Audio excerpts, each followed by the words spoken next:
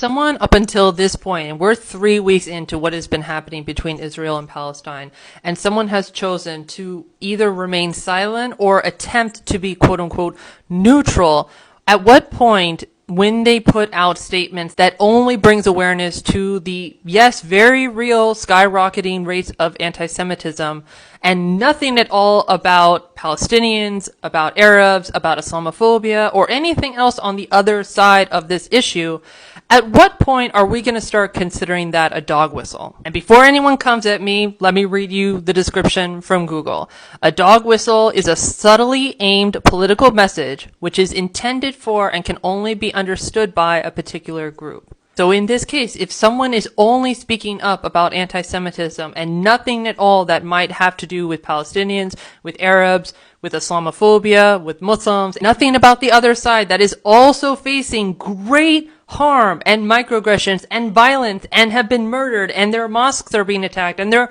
Islamic schools are being attacked and so on and so on and so on. And because we know that Zionists and the Israeli government have long used anti-Semitism as a cover for their actions and for why they are above criticism,